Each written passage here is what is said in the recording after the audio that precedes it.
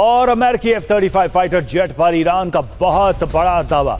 America के 3 F-35 fighter jet मार गिराए। एक दिन पहले ईरान ने जॉर्डन पर किया था मिसाइल हमला। जॉर्डन के अल अजराक एयर बेस पर तैनात F-35 IRGC का दावा, अल अजराक बेस पर 3 F-35 तबाह।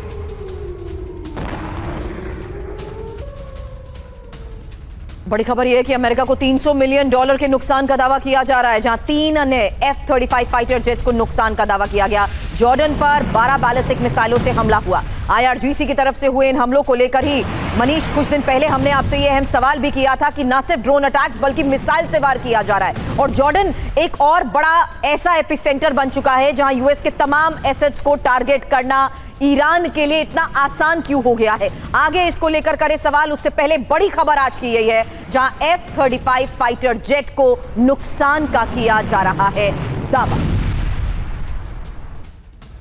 और देखिए, ईरान के दावे पर सेंटकॉम ने फैक्ट चेक किया है। सेंटकॉम ने ईरान के दावे को गलत बताया। किसी भी F-35 को नुकसान नहीं हुआ है। सेंटकॉम कह रहा सभी मिसाइल ड्रोन इंटरसेप्ट किए गए। ये सेंटकॉम का दावा है, यानी कि ईरान के दावे का खंडन सेंटकॉम ने किया है कि F-35 को मार गिराया ईरान।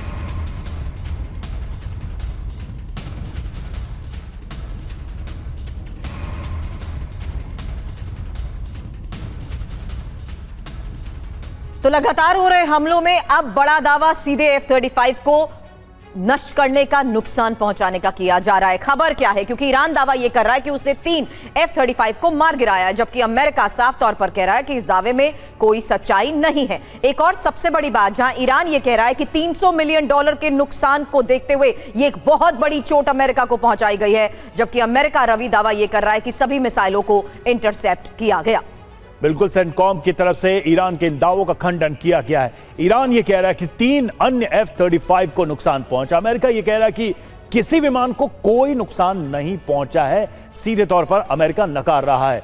जॉर्डन के अल अजराक बेस पर हमला किया गया, जहां पर ये F-35 पार्क थे और वहीं पर इनको नुकसान पहुंचा। अमेरिका ये कह रहा है कि नहीं पहुंच पाए मिसाइल, उनको पहले ही इंटरसेप्ट कर दिया गया। मिसाइल ड्रोन जो भी थे उनको पहले ही रोक दिया गया। मेहमानों से हम बातचीत करेंगे, लेकिन सबसे पहले मैं मनीष के पास जाना चाहूंगा। मनीष, अभी कुछ समय पहले यह खबर आई थी कि 14 दिन के वॉर प्लान को रखा गया है ट्रंप के सामने और एक new fresh round of war की शुरुआत की जाएगी।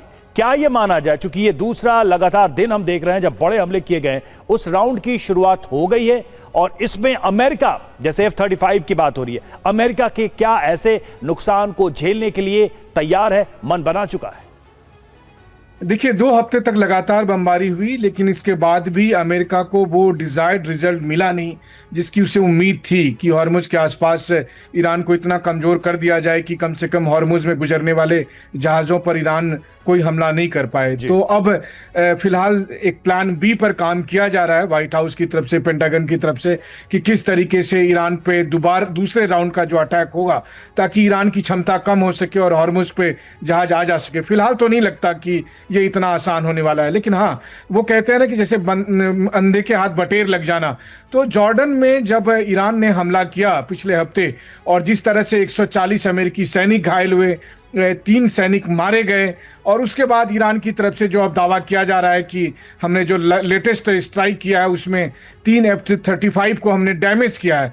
हालांकि अगर 3 F-35 डैमेज होता तो ये अपने आप में बड़ी बात होती। चलिए, आपने हवा में नहीं F-35 को मार गिराया, लेकिन आपने जमीन पर उसको नुकसान पहुंचाया। कई बार संभव भी होता है। आपको याद करिए, यूक्रेन ने एक रशियन एयरबेस पर अटैक किया था ड्रोन से, और उस वक्त वहां पर बहुत से जो B-2 बॉम्बर्स के साइज के जो उनके बॉम्बर्स थे उनको नुकसान पहुंचा था। तो ऐसी घटनाएं होती है, लेकिन फिलहाल अभी अमेरिकी सेंट्रल कमांड का कहना है कि हमारे सारे F-35 सुरक्षित हैं। तो इन दावों प्रतिदावों के बीच में एक बात तो है कि ईरान ने जॉर्डन जैसी एक कमजोर या दुखती रग पर हाथ रख दिया है और वहां पर अमेरिका को सोचना पड़ रहा है कि कैसे अपने एयर डिफेंस को मजबूत किया करें ताकि ईरान वहां और ज्यादा नुकसान ना कर सके।